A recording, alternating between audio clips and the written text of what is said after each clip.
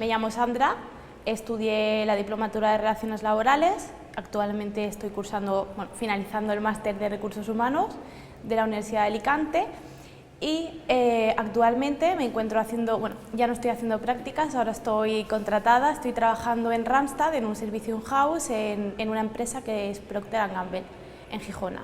Allí me dedico a todo un poco, hacemos selección, reclutamiento, hacemos formaciones y muchos temas administrativos. Para mí ha sido una experiencia genial porque todavía no estaba adaptándome al máster y ya me salió la oportunidad. Aparte, mis compañeros del máster me daban muchos consejos porque la mayoría de ellos estaba trabajando y para mí ha sido muy enriquecedor personal y profesionalmente.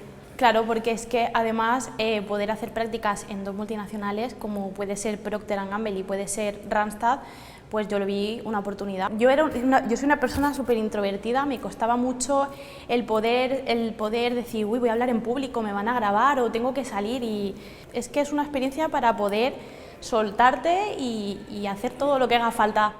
A mí el profesorado del máster me ha sorprendido mucho porque no es el típico profesor que te da su clase con su teoría, con sus diapositivas. Aquí la gente, los profesores vienen, te cuentan sus vivencias, te cuentan cómo lo han vivido, qué han hecho, y es una oportunidad el poder escuchar lo que ellos te cuentan y decir, es que esto es lo que realmente está pasando y lo que realmente va a pasar. Lo que más me ha gustado era la variedad, porque claro, hay personas que están trabajando que te aportan su experiencia, pero también hay personas que están recién salidas de una carrera y te pueden aportar todo lo que saben recientemente, todo lo que han estudiado. Entonces es un compaginarlo, pues compaginas la experiencia con la teoría, realmente ves distintos puntos de vista entre todos.